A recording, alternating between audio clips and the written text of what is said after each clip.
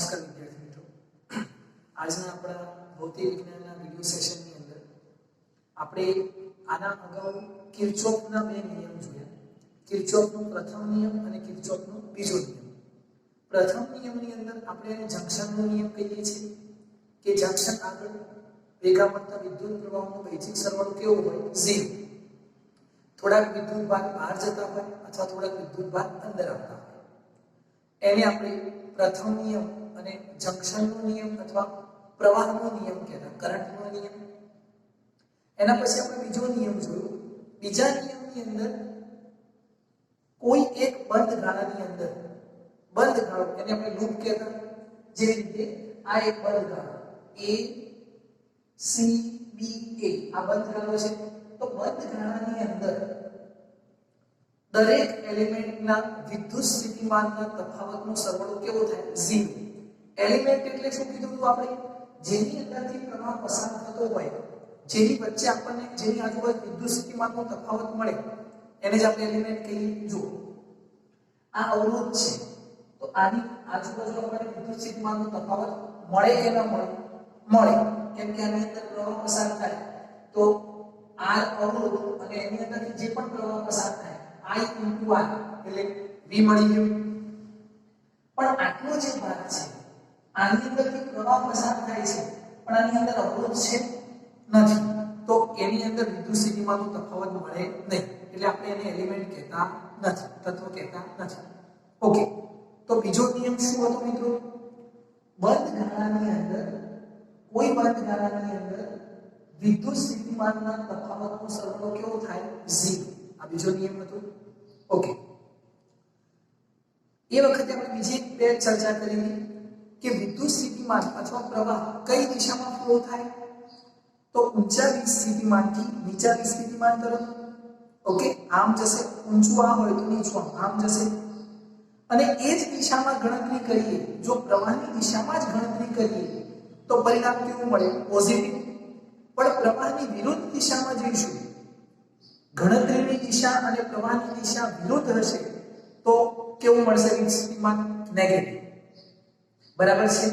Okay, જો આપણે આમ જઈએ છીએ, માનો કે આમ જઈએ છીએ અને બેટરીનો ઋણ છેડો મળે તો પરિણામ કેવું મળે? ઋણ. અને આમ આવીએ અને પોઝિટિવ છેડો મળે તો પરિણામ કેવું મળે? ધન. ઓકે, તો કિર્ચોફના જે નિયમો છે, તમે વિડિયો ન જોયો હોય ફરીથી જોજો, કેમ કે કિર્ચોફના નિયમ તમે સારી રીતે સમજશો તો જ આ એક્ઝામ્પલને સમજી શકશો અને આના પછીના પણ એક્ઝામ્પલને આપણે સારી રીતે સમજી શકીશું. તો કિર્ચોફનો નિયમ ખૂબ જ અગત્યનો છે મિત્રો. એના ઉપરથી ઘણી બધી વાર અને એક્ઝામ્પલ સતત પૂછાતા રહે છે. ઓકે, તો આપણે હવે સમય ન બગાડતા આ એક્ઝામ્પલને આગળ વધારીએ અને આને પ્રયત્ન કરીએ કેવી રીતે આનું સોલ્યુશન મળે છે. પણ તમે આ વિડિયો જોજો અને આ એક્ઝામ્પલને સારી રીતે સમજવાનો પ્રયત્ન કરજો. ઓકે, કિર્ચોફનો બીજો નિયમ એને આપણે લૂપનો નિયમ પણ કહેતા. લૂપ એટલે બંધ ગાળો રચે છે એને લૂપ કહીએ. વાહકતાનો બંધ ગાળો રચે એને આપણે લૂપ કહેતા. હવે જો આ એક્ઝામ્પલની અંદર શું કીધું છે? ઉદાહરણ નંબર બુકનું તમે જોઈ લેજો. આકૃતિમાં દર્શાવેલ નેટવર્કમાં દરેક શાખામાંથી વહેતો પ્રવાહ શોધો. દરેક શાખા, શાખા કોને કહેતા આપણે? યાદ કરો, બ્રાન્ચ. શાખા એટલે બ્રાન્ચ. બ્રાન્ચ કોને કીધું હતું? એક જંક્શનથી બીજા જંક્શન સુધી જે પરિપથ માર્ગ હોય પ્રવાહનો એને શાખા કહેતા. બીજું જંક્શન આવે એટલે માર્ગ બ્રાન્ચ બદલાય છે. બરાબર છે? ઓકે, અને ફરીથી આપણે નેટવર્ક કોને કહેતા હતા? જંક્શન. જંક્શન કોને કહેતા હતા? જ્યાં 3 પોઈન્ટ ભેગા મળતા હોય અથવા 3 થી વધારે એને આપણે જંક્શન કહેતા હતા. તો એક જંક્શન થી બીજી જંક્શન વચ્ચેના માર્ગને આપણે બ્રાન્ચ કહીએ છીએ. ઓકે, હવે અહીંયા જો આ એક જંક્શન છે, કેમ કે અહીંયાથી 3 માર્ગ પડે છે. ડી એક જંક્શન છે, કેમ કે અહીંયાથી પણ 3 માર્ગ પડે છે. બી એક જંક્શન છે, કેમ કે અહીંયા પર પણ 3 માર્ગ પડે છે. ઓકે, અને સી પણ એક જંક્શન છે. અહીંયા આ જંક્શનથી આ જંક્શન સુધી આ એક શાખા છે. આ જંક્શનથી આ જંક્શન સુધી આ એક શાખા છે. આ જંક્શનથી આ જંક્શન સુધી આ એક શાખા છે. આ જંક્શનથી આ જંક્શન સુધી की एक शाखा है। કેટલી શાખાઓ હોય તો જેટલા જંક્શન હોય એના +1 એટલી શાખાઓ હોય। કેટલા જંક્શન છે 1 2 3 4 ચાર જંક્શન છે તો શાખાઓ કેટલી 1 2 3 4 અને 5 ખ્યાલ આવી। બીજું એક શાખાની અંદર દરેક જગ્યાએ પ્રવાહ સમાન હોય। આ એક શાખા છે તો આખી શાખાની અંદર પ્રવાહ સમાન હોય પણ બીજી શાખાની અંદર પ્રવાહ બદલાઈ જાય। બરાબર છે ઓકે। તો આને ગણવાનો પ્રયત્ન કરીએ। સૌથી પહેલા આપણે આના અલગ અલગ લૂપ લઈ અને ઇક્વેશન બનાવીશું અને એના ઉપરથી પ્રવાહની ગણતરી કરીશું। તો સૌથી પહેલા આપણે ધ્યાન આપજો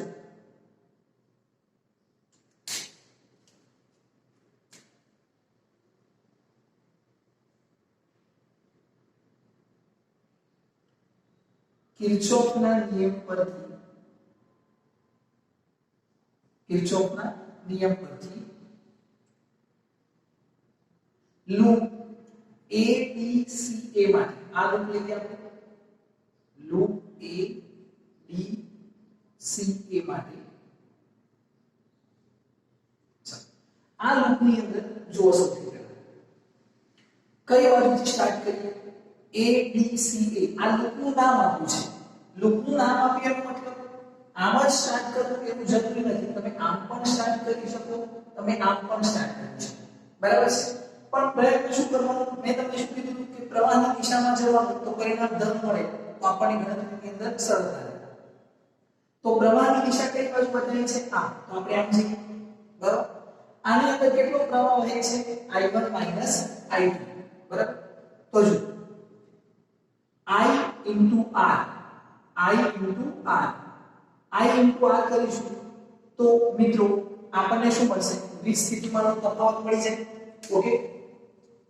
હવે આની અંદર સૌથી પહેલા આપણે એક સમજવાનું છે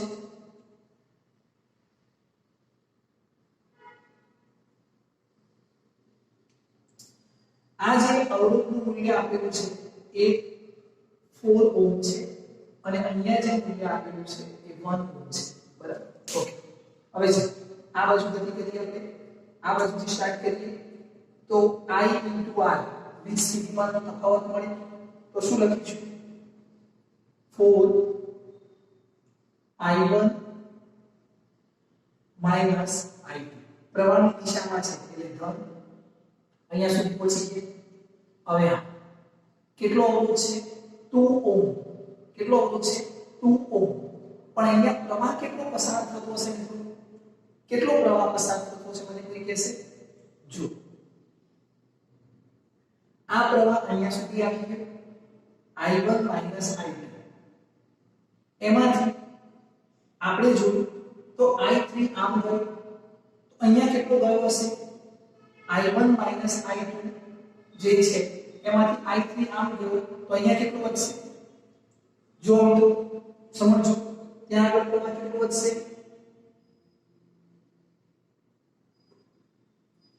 અહીંયા પ્રવાહ કેટલો છે અને એની ડાયરેક્શન જે આપણને આપેલી છે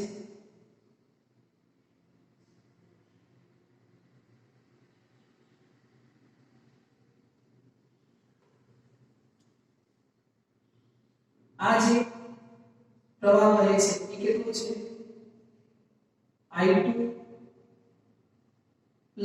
I3 I1 હવે આટલો પ્રવાહ કેવી રીતે આવે જોજો આમ પ્રવાહ આવે છે I2 I3 આમ બરાબર છે એમાંથી I1 એ આ બાજુ ગયો ટોટલ આટલો હતો એમાંથી I1 આ બાજુ ગયો તો અહીંયા પ્રવાહ કેટલો આવશે I2 I3 I1 બરાબર છે આ ખ્યાલ આવે ઓકે। હવે આમ જઈએ છે આપણે પણ પ્રવાહની દિશા તમે જો આમ છે તો શું આવશે માઈનસ કેટલો અવરોધ છે 2 તો -2 I2 I3 I1 ચાલો આ પોઈન્ટ પર આવી ગયા। હવે આમ હવે પ્રવાહની દિશા પણ એમ જ છે તો પ્લસ આવશે શું આવશે +1 into I1 એટલે I1 થશે +I1 હવે માઈનસ પોઈન્ટ આવે છે તો શું આવશે -10 -10 is equal to 0.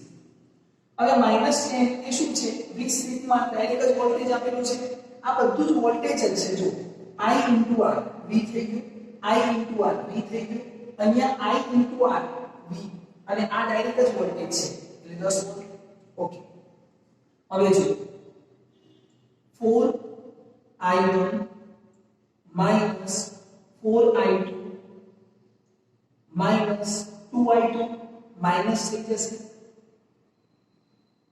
2I3 minus minus plus થઈ જશે 2I1 plus I1 is equal to 10 10 ને કઈ બાજુ લઈ ગયા આપણે ઓકે I1 વાળા સ્ટેપ કેટલા છે 4I1 2I1 6I1 1 7I1 તો 7I1 -4I2 -2I2 okay minus 6I2 -2I3 is equal to 10 okay આ થઈ ગયું બરાબર છે આને આપણે ઇક્વેશન નંબર 1 આપી દઈએ ઓકે આ લૂપની વાત કરીએ હવે આપણે લૂપની વાત કરીએ A B C A loop A B C A માટે loop A B C A માટે સમજતા જજો મિત્રો ધ્યાનથી ચલો હવે અહીંયા કઈ બાજુ સ્ટાર્ટ કરીએ અહીંયાથી પ્રવાહની દિશામાં તો 4I2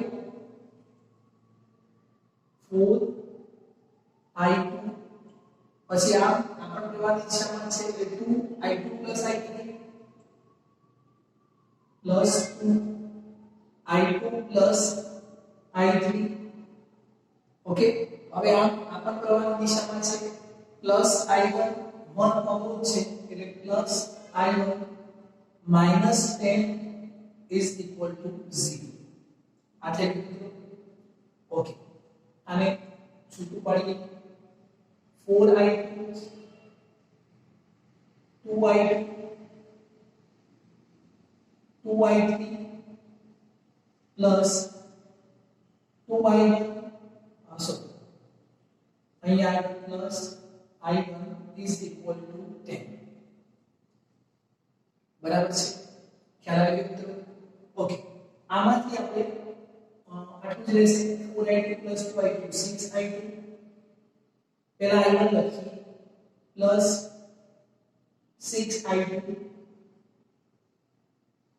2I3 is equal to 10 equation number 2 આપી દઈએ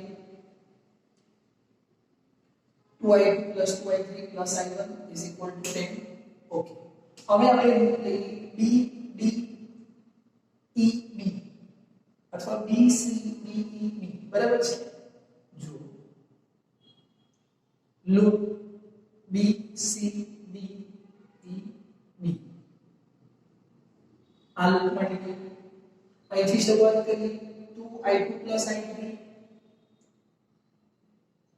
2I2 I3 આમ જઈએ 2 પ્રવાહની દિશામાં છે 2I2 I3 -I1 આમ જઈએ પ્રવાહની દિશામાં સીધું શું આવશે અહીંયા આગળ -5 એક બાજુ જશે તો પ્લસ અહીંયા કોઈ અવરોધ નથી એટલે આપણને વીજ સ્થિતિમાનનો તફાવત નહીં મળે ખ્યાલ આવશે ઓકે આને 2I2 2I3 2I2 2I3 -2I1 is equal to 5 2I2 2I1 4I2 2I3 2I3 4I3 અને આ થઈ ગયું -2I1 is equal to 5 ચલો 2 કોમન લઈ લઈએ 2 કોમન લઈશું તો શું થશે 2i2 2i3 minus i1 2.5.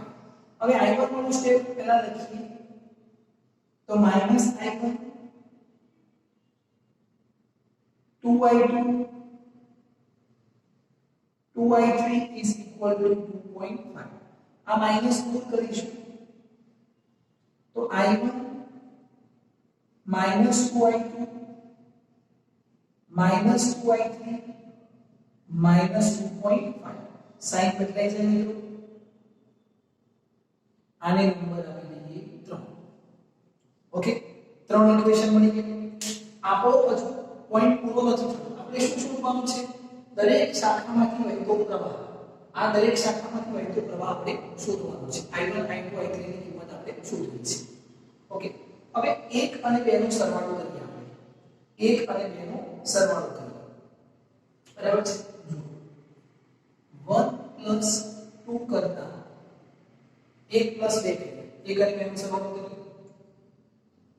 7i1 plus i1 કેટલા થાય મિત્રો હું ડાયરેક્ટ લખું છું 8i1 minus 6i2 plus 6i2 cancel થશે minus 2i3 plus 2i3 cancel થશે 10 plus 10 20 થઈ જશે 20 i1 is equal to 20 upon 8. Okay તો કેટલા થશે 4 5 20 અને 4 2 8 બરાબર 4 5 20 અને 4 2 8 એટલે 5.2 થઈ જાય બરાબર તો i1 therefore i1 is equal to 5 upon 2. ચાલો આટલું ખ્યાલ આવ્યો તો આટલું જોઈ લઈએ આપણે i1 ની કિંમત કેટલી મળી આપણને 5 upon 2 બરાબર છે અને પ્રવાહ છે એટલે એકમ શું આવશે એમ્પિયર બરાબર ઓકે હવે 2 અને 3 નો સરવાળો કરીએ 2 વત્તા 3 કરતા બરાબર છે ચલો 2 અને 3 નો સરવાળો કરીએ i1 plus i1 2i2 થશે કેટલા થશે 2i1 6i2 minus 2i2 એટલે 4i2 થશે plus minus 4i2 plus 2i3 minus 2i3 cancel થઈ જશે 10 minus 2.5 એટલે 7.5 7.5 ઓકે હવે આની અંદર જોઈએ તો i1 ની જગ્યાએ કિંમત મૂકીએ કેટલી છે 5i2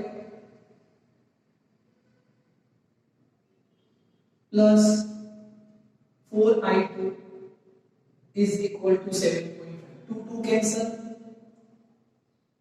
5 plus 4i2 is equal to 7.5 4i2 is equal to 7.5 minus 5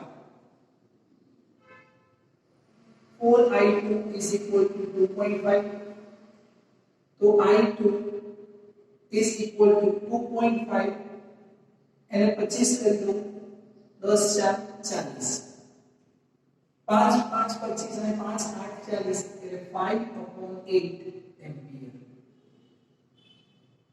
આ ખ્યાલ આ પોઈન્ટ કાઢ્યો એટલે નીચે 10 મૂક્યા 10 ને 4 40 ઓકે i1 અને i2 મળી ગયા હવે આ બંનેની કિંમત આમાં મૂકી દઈએ તો i3 મળી જશે તો જો i1 અને i2 ની કિંમત બે માં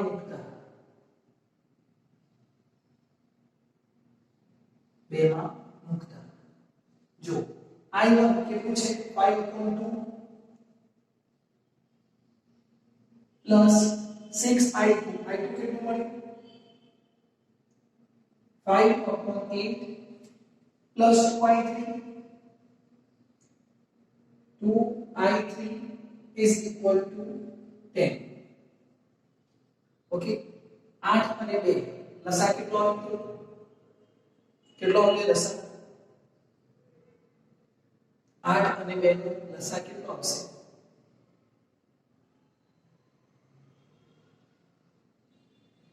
યસ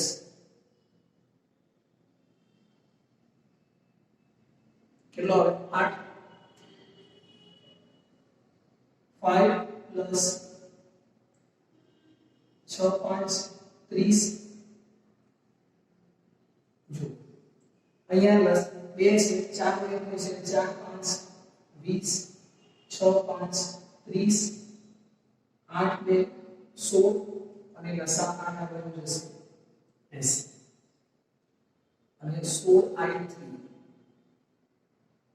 ઓકે 20 ને 30 50 80 માંથી 50 જશે એટલે 30 is equal to 30 તો i3 is equal to 30 upon 100 કેટલા આવશે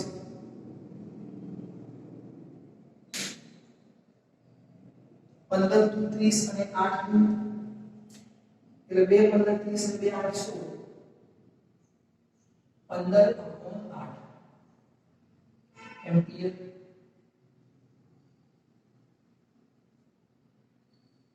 ખ્યાલ આવ્યો તો આ આપણને હવે મારે આ શાખાની અંદર પ્રવાહ શોધવો છે જોજો ત્રણે મળી હવે આ શાખાની અંદર પ્રવાહ શોધવો છે i2 તો i2 કેટલો મળશે મિત્રો આ શાખાની અંદર પ્રવાહ કેટલો વહે છે ડાયરેક્ટ કેટલું છે i2 ની કિંમત 5.8 હવે મારે આ શાખાની અંદર પ્રવાહ શોધવો છે આ શાખા એક જંકશન થી બીજા જંકશન i2 i3 તો BC ની અંદર કેટલો પ્રવાહ વહે છે i2 i3 5/8 15/8 15 ને 5 20/8 આ થઈ બરાબર છે હવે આપણે શું કીધું કે જંકશન આગળ ભેગા મળતા વિદ્યુત પ્રવાહનો વૈજિક સરવાળો 0 થવો જોઈએ આ કેટલો હોય છે 5 15 20/8 આ 20/8 પછી આ કેટલો બહાર આવે છે આ અંદર આવે છે આ બહાર જાય છે આ પણ બહાર જાય છે તો નિયમ શું કહે છે કે જેટલો બહાર જાય એટલો જ અંદર આવે i1 કેટલો તો i1 જેટલો મળે છે 5/2 આ કેટલો થશે i2 i3 i2 i3 કેટલો થયો 15 ને 5 20/8 એમાંથી માઈનસ કરો કેટલો 5/2 તો 20/8 5/2 પ્લસ આપણે 8 લઈએ તો 5 4 20 8 2 એટલે અહીંયા 8 જ આવશે કેટલો આવશે 0 થઈ ગયું સરવાળો છે જેટલો અંદર આવે છે એટલું બહાર જાય છે ખ્યાલ આવશે તો આની અંદર ઓહમના નિયમનું સોરી આપણે કિર્ચોફના નિયમનું પાલન થાય છે અને આની અંદર જે ગણતરી થાય છે એ મિત્રો ખાસ સમજવાનું કે કેવી રીતે આપણે ગણતરી કરીએ છીએ લૂપ કેવી રીતે બને છે લૂપની અંદર કેવી રીતે જઈએ છે એ ખાસ સમજવાનું છે ઓકે તો યાદ રાખજો અને સમજવાનો પ્રયત્ન કરજો આ આખો જ એક્ઝામ્પલ આ એક્ઝામ્પલને આપણે 3 માર્ક્સની અંદર પૂછી શકીએ છીએ 4 માર્ક્સની અંદર પણ પૂછી શકાય તો ખાસ તૈયારી કરજો સમજજો કેવી રીતે આપણે નોટ કરતા વીજ સ્થિતિમાનનો તફાવતનો સરવાળો કેવો બતાવીએ છીએ 0 કિર્ચોફનો બીજો નિયમ ઓકે